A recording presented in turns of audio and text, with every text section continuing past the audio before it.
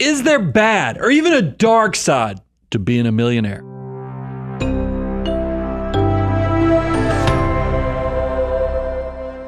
Brian, I am so excited about this because all the time we talk about aspiring to be wealthy and aspiring to build wealth and aspiring to have resources so that we can use money in that way. However, on the pursuit, and even when people arrive at that place, it's not all rainbows and unicorns. There actually indeed is a dark side. Yeah, I always think of like the lottery dreams where people are thinking, man, with this one opportunity to spend $1, $2, I'll have no more stress or burden. Yep. Also, I can do whatever I want, whenever I want, however I want.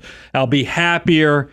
And I don't know if that's truly the case. Yeah, and I don't know that it's even a common thought that that's not the case, because 72% of millennials right now would suggest they believe that money can indeed buy happiness. That if I have more money, if I have more resources, then in fact, I will be happier, but I don't know that that's the truth. Now look, I want to be clear. I do think having money can be a good thing. It's going to definitely be I'll call it a lubricant to making happiness easier. Sure. I mean, because you know where you get to eat better food? At fancy restaurants. Sure. If you want Nicer easier access or vacations, sit closer to the stars or the entertainers that you want to be, Sure. With more money, you can buy nicer seats at the concert. Yep. But it doesn't necessarily solve all of your problems. Yeah, you might not have to worry about like the food insecurity or shelter or safety or those types of things.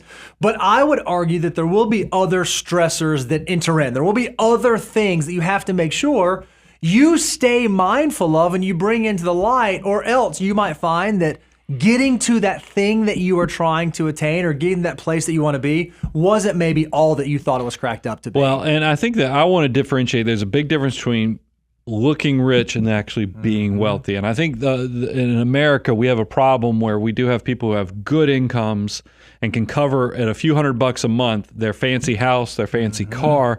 But it's so much better to actually be wealthy than just to look rich. Yeah, I think what we're going to do is we're going to try to highlight for you 4 problems that people think will disappear when wealth shows up or when resources show up, and how you can be prepared for those things as you continue to progress in your journey. Because at the end of the day, we here at The Money Guy, we believe that there is more to wealth than just money. And if you want to do it the right way, you want to make sure you're aware of this dark side. So we want to bring light to this, though, Bo. We want to make sure that people understand that there actually are 4 things that you just need to be aware of with wealth, and there's actually even some data points to show that there are some struggles even amongst those who have resources, and just to be aware and how to even overcome. Okay, so let's talk about the first one. This is one of the dark sides of being wealthy, is that rich people, high-earning people, still hate their jobs. There is this idea that if I could just make more money, then I would, in fact, be happier at work. But turns out that may not be the case. Yeah, I think, now look, this is not only wealthy people. A lot of Americans do not like what they wake up to do every morning. Yep. And there's a lot of dread with going to work. And that seems to be across all income levels. But it does still show up. You would think just because they make more money does not necessarily that they are happier to a large degree more than their peers. Yeah, there's actually a study by the Pew Research Center that found that 57% of families with higher income said that they were satisfied with their jobs. You might think, oh, 57, that's better than half. Well, what's really interesting is if you look at the average middle income job satisfaction, it's about 51%. Yeah, so not those a big change. With a higher income aren't that much more excited or that much happier about their job. So making more money must not, and certainly when it comes to your vocation, lead to more happiness. It also makes sense. 68% of people making over $200,000 reported feeling stressed at work, and that is higher than average too. I mean, if you think about it, 2/3, and that there's a lot of stuff that comes with that higher income. Yeah, with the added responsibility, there are a lot of different ways that it gets hard to find work-life balance. You feel like, okay, now because I have this higher income, I have to devote more, commit more, and be more present at work, both when I'm at work as well as when I'm not at work. And because of that, half of Americans right now, this is according to a study done by Ford, half of Americans say they would rather take a 20% pay cut or they would choose to take a 20% pay cut if they could have a better work-life balance. So they would even choose making less money if they were able to balance their work-life better. And I think this, and I see all the surveys that come out by generation, and it does seem like younger individuals have a big focus on this work-life balance. Sure. And I can even share in my own experience, looking at my neighbors, it's not uncommon that I see a lot of the high-income families in my neighborhood, they travel a lot. They're gone all the time. They are working all the time. They're traveling for work all the time.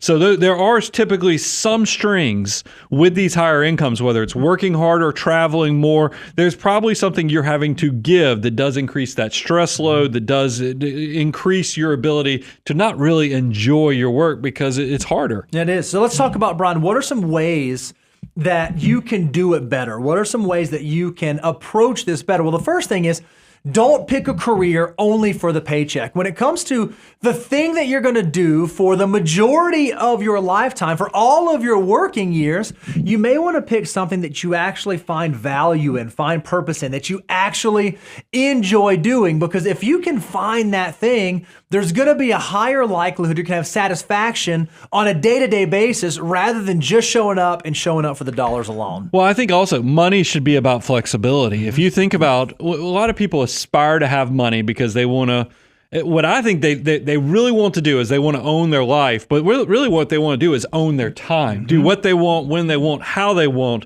So you can use money to buy flexibility and have even more access and ownership to your time. And what ends up happening is as you end up having career success, you can negotiate your hours or maybe figure out how you go part-time or look at sabbatical.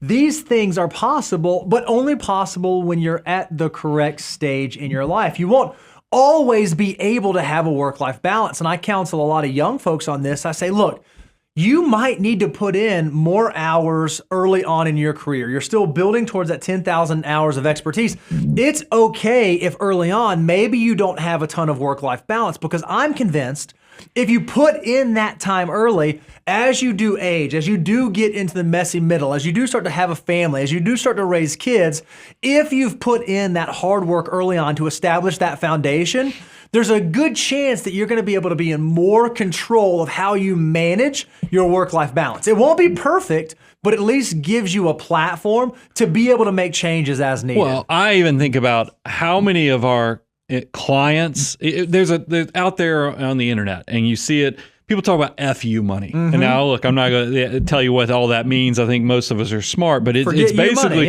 it's having enough money that you do things on your terms. And I have seen jobs where if your employer knows you have the resources and the ability, but you still have tremendous talent to offer, they're probably going to recognize that you're going to do things on your terms, so you'll have more flexibility with where you work, how many days you take off, because you can negotiate those things, still add value to the entity, but it's just you're not in that desperate where you have to, and that puts you in a different power position with your employment. Let's talk about, Brian, another thing that people think will change as their income changes or as their wealth changes. They think that all of a sudden, if I made more money, if I had more resources, then I'd figure out the money thing. I would have it all straightened out. Well, unfortunately, rich people still aren't good with money. That can be a dark side. Just because you have a higher income or even a higher net worth does not suggest that you are fundamentally good at the financial decisions you're making. Yeah, I think this is, I don't know if it's an American tendency, but it's definitely something where as people, lifestyle creep is a real thing. People let their lives expand even beyond what they get in pay raises. And you would think, because the old Stanford study that's controversial, $75,000. So as soon as people get to $100,000, because if that's stability where you can pay your bills, $100,000, $150,000, $200,000, man, you must be great with money at that point. The data doesn't necessarily show that. No, it doesn't show that at all. Having an high income doesn't exclude someone from being bad with money. Because if you look at these stats,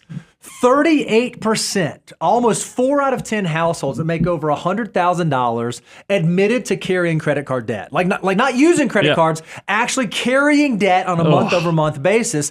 And 22% of those surveyed cited vacation and entertainment as a primary reason for that. So it wasn't because they were trying to figure out how to make the ends meet, or they were trying to figure out how to put groceries on the table. It was because they were making lifestyle decisions. So even though they have a higher income, they have not mastered making those decisions necessary to actually be good with money. Well, so I love it when you see intersection or what with numbers, how they change. This has $100,000 and 38%. Yep. I thought it was interesting. In the show notes, we have 1 of 3 Americans with credit cards. This is so it's the same data point, but it's now the income's 150,000, even still higher. a third. So even though these people made 50% more income, it was still close to a third could not pay their credit cards off. It's so frustrating. And what's ultimately happening here, I think as incomes increase and as your lifestyle begins to creep, the pressure and the reality of trying to keep up with the Joneses becomes more and more and more tangible. And you start to feel this push. Okay, my friends, they went on this vacation. Now I need to go on this vacation. My neighbor, they drive this automobile. I need to drive this automobile. And what you do is you get sucked into this trap of fundamentally, even though you can afford the decisions, you're not actually making wise financial decisions. Well, I think this draws light to an adage that I always thought was horrible advice that was around during the 90s and 2000s was go buy the cheapest house on the nicest street. It was kind of a stretch goal so you could build this wealth up into a really nice house, even though you might be the poorest person on the street. There is so much research that has come out that has shown that if you are the poorest person amongst your peer group or the people you hang out with, you will likely be a lot less happy. So don't fall in that trap of assuming being the poorest person or the smallest house on your street is going to be a good thing. Yes, you might have more home equity because you're on this nice street, but your quality of life will be diminished. Yeah, I think what's really interesting is even at these higher incomes, there is still this lack of understanding with how money works. A study done by the What's Next Media Analytics Corporation found that 36% of households making over $250,000 still say that they live paycheck to paycheck. Now, that's crazy. There's some feedback that maybe they don't understand what paycheck to paycheck means, but think about even what that suggests. Households making over $250,000 cannot accurately discern, am I living paycheck to paycheck or am I not living paycheck to paycheck? Because we would argue once you begin to get in those income echelons, you ought to know money well enough that you know exactly what you have, where it's at, and what it is doing for you. It should not be a question. And yet here we are, 4 out of 10 families don't have that figured out at these higher incomes. I would like to, because I want to pivot and turn it more into an optimistic discussion. How do you actually do this better? And kind of the first thing is if you can start thinking big picture with your money and even putting some boundaries on your behaviors, because we talked about lifestyle creep, keeping up with the Joneses.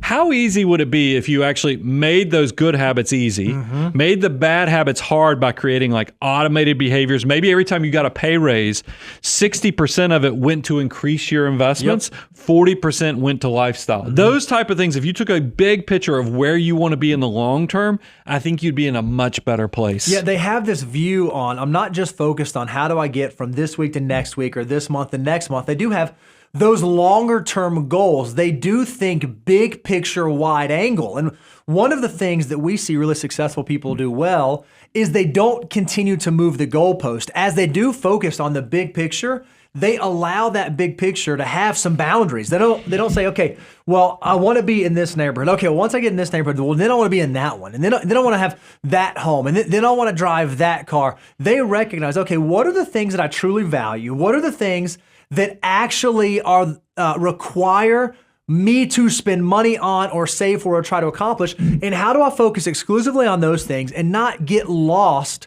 focusing on things that do not matter to impress people that I do not care about? Well, I think a way of putting this is focus on what's enough, knowing, because you said know who you are, know how you're comfortable in your skin. I mean, I think you will get to a point as you start having more financial success, you could go buy the bigger house. Sure. You could easily afford the more luxurious car, but is it really going to make you any happier? Are you going to enjoy your life more? Or you go look around one day and go, you know, maybe what I would truly value is being able to own my time instead of the nicer stuff. So just make sure you kind of spend some time contemplating and even making, that's why a net worth statement every year, also having good communication with your spouse about goals and long-term objectives. If you can put those things together and actually create a plan, you will be much more set up to understand what's enough and where contentment, happiness, and fulfillment actually live. Another thing I think that you can do as you begin to move up on income and as your wealth trajectory begins to change is continue to invest wisely. So often people, as they get into higher incomes, as they enter into new places, they, okay, I got to be more sophisticated. I got to be more complicated. I got to figure out something that no one else figured out. There is nothing wrong with being a high income individual that still follows the financial order of operations. Brian, you have the thing. Can you show it to him? You know I got it right here. It's 9 tried and true steps that even if you make $250,000, $500,000 a year, it will keep you on the right path of building wealth. So don't allow yourself to get sucked into the venture capital deals, or the private equity deals, the dumb doctor deals. Well, yeah, they may make sense, but don't just assume that what got you to the place that you are at right now is not still the same thing that can take you to the place you ultimately want to be in the future. Yeah, there's entire industries that are set up, we call them the dumb doctor deals, whereas you get to a level of income, you're like, well, man, this is what rich people must do. That's part of the marketing brochure. Just be careful, know how wealth is actually created, know how investing actually works. And if somebody tries to spin your head and get you so confused that you don't even know which way is up anymore, it's okay to hit the pause button and make sure you understand exactly what you're doing with your investments. I love it. Brian, another thing that people think will change as their wealth changes, they say, you know what, things are tight right now. I'm being pulled in a lot of different directions. I just don't have the capacity to be generous. However, if I just had a little bit more money, if I could just make a little bit more, if I could just fill in the blank a little bit more, then I would be generous. But what we found is one of the dark sides of building wealth is that rich people still are not generous. Well, this is almost like a donut, is that because we have found is that if you look at giving and generosity, the ultra wealthy, we're talking about 30 million and above, they're actually giving away a ton of money. That's where 38% of worldwide giving is coming from the ultra wealthy. So a very small segment is still giving a lot of money away. But then on the other side of this, I mean, everybody who's beyond, there's a lot of data that's coming in that says that most people now in the United States are contributing less to charity than they have in the past. So we have a problem that, yes, and that's why I say it's the donut. You have just a small portion, but so you have that group that's doing it, but then you have a whole big, broad section of the American public that is just not giving a lot of money to charity. And that's a problem because if you're not good with a little or you're not good with a lot and you're not paying it forward, there's something to be said with that, is that you're losing focus on the purpose or how to be good with it. Because we say that being generous is rewarding, and you're missing that key component to get outside of yourself when you think about money. And that's especially important with money, because if you try to find all your value and purpose out of what you can buy and how much you can spend it in certain ways, I think you're going to find it's a lot emptier than you realize. So let's talk about, Brian, how can you do it better? You just hit the very first one, is how do you develop the skill now? How can you figure out, how can I be generous even if I don't have a lot? If I can be generous with a little bit today, then I have a higher likelihood, a higher propensity to be generous when I have more in the future. It is a skill that you can develop and that you can hone through time. And what we have found in our lifetimes, as well as work with successful families, those people that are the most generous today happen to be the same people that were generous 5 years ago, 10 years ago, 15 years ago. Even at the start of their journey, they figured out ways that they were able to pour into the people around them and the community around them. Well, I just said the statement because it's one of our key things that we talk about, is that being generous is rewarding. We find that. Don't just take my word for it. Listen to this. A lot of the research shows giving of time, effort, and goods is associated with better overall health in older adults. I like that. Generosity can also reduce job burnout and create a longer lasting romantic relationship. So it's better at work, it's better in relationships.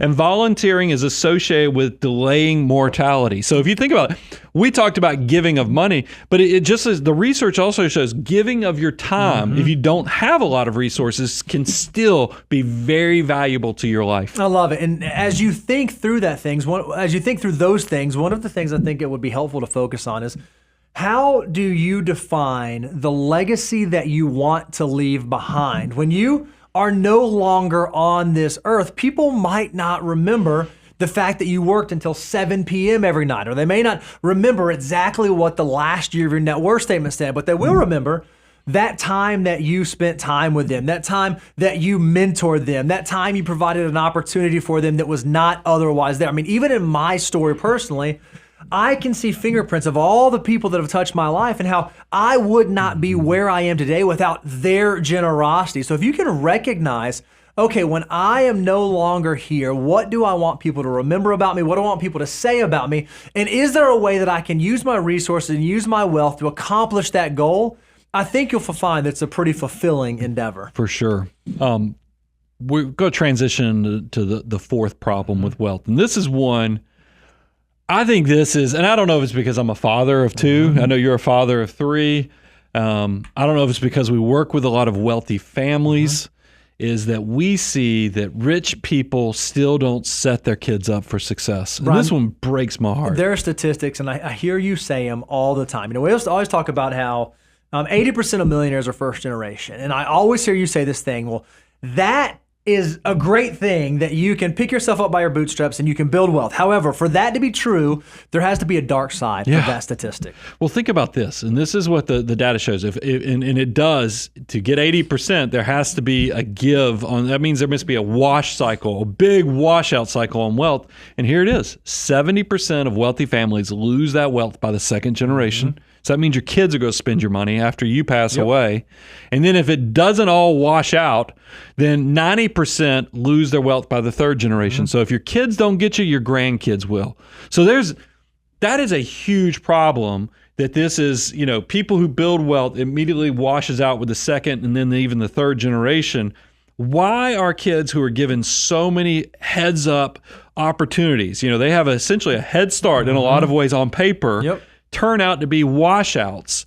There's got to be a problem with the way wealth is structured or how people are teaching their kids. Yeah, I think what's happening is that they are getting exposed, but they're not getting educated. They might have been taught the basics of investments or credit cards or that sort of thing, but were they taught the skills and the right money lessons that actually matter? It's a different thing to be proximate to money, to be around money, to see wealth, and to actually understand what things are necessary to create wealth. What decisions had to have been made by the generations before you to create the wealth that you are able to experience. And I feel like a lot of families show the kids, this is the checkbook, and this is how this works, and this is what this is, without teaching them the hard, softer, less tangible lessons around actually building wealth for the long term. I mean, think about it. I mean, financial order of operations. This is actually what to do with your next dollar. Just because your kids know what the stock market is, they might even be able to tell you where the stock market is. If you ask, what's the S&P 500 trading at right now?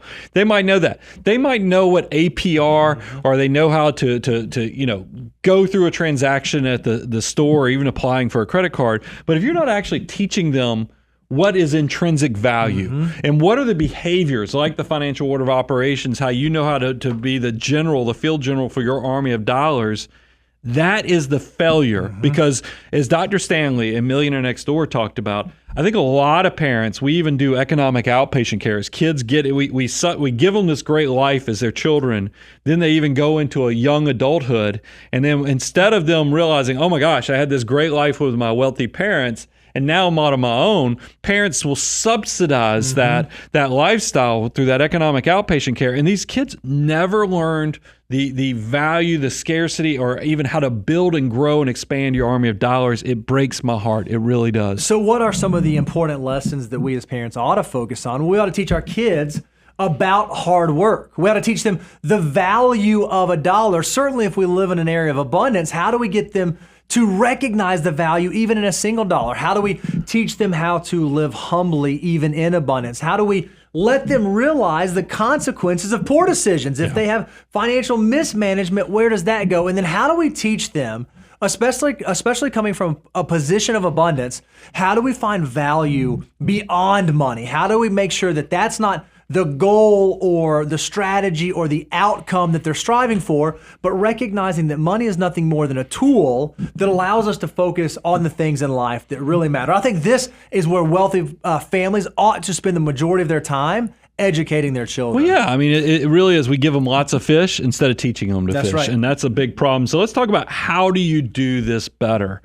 How about, here's a good start, and this is a hard one because you might have grown up in a poor household, and then you've made a lot of sacrifice, you've made some good risk, and you've been rewarded now, and you're like, I don't want my kids to grow up in the same struggle I had. Yeah. That sounds so good on paper. Good. It sounds, man, it's so noble, but if you're not putting scarcity in your children's life, how are they ever going to develop that skill that you learned to master and actually turn into abundance and wealth? They won't, and that's a big problem. Yep. Another thing I think you can do if you really want to focus on doing it better is figure out how to let your children fail and feel the consequence. You know, I've got little kids, right? And so they get a toy or they get something that they love, but they don't take care of it. They leave it out in the front yard, or they break it, or they don't handle it well. While we are in a position now where we could probably very easily replace that toy and just buy a new one and have it shipped within 2 days, we want them to learn, to understand that there is value to the thing that they had. And if we don't take care of our stuff, we won't always be in a position where we can just replace that stuff. So letting them understand the consequences around mismanagement, the decisions that they do make, can be a huge way to teach your kids to not rely on you for the rest of their lives. Well, it doesn't even have to be about buying stuff. Let them fail on things and then learn the consequences, but also how you get back on the horse to recovery. I think that is a skill set that if you come from humble beginnings, your parents didn't mean to give it to you. It's just that if you come from humble beginnings, there's a lot of no in your life. There's a lot of chances for you to try to figure this out on yourself. I think sometimes we essentially put bumpers around our kids when you grow up with abundance, and it doesn't make them better for it. And that's why we talk about encourage good behaviors. Bo, you do something that I think is really important. You talk about give, save, spend. What do you mean by that? Yeah, for my kids, every time they get money that comes in, whether it be birthday money or tooth fairy money or whatever it is, or maybe chores around the house, we say there's always 3 things that you can do when you get money. You can give it, you can save it, or you can spend it. And we actually teach them to do it in that order. Okay, let's be generous first, and then let's save a little bit of it for the future, for some future goal, for some future purpose. And then whatever's left over, after we've given, after we've saved, then we can spend it. And we want our kids to think through every time that money comes in their possession, how do I navigate appropriately allocating dollars into each of those 3 buckets? Well, and then I this one's kind of a twofer because I've talked about encouraging good behaviors. How about if you can also add an element of scarcity in there? And what I'm talking about is priming the pump on good behaviors of, think about this. Your kids turn 16.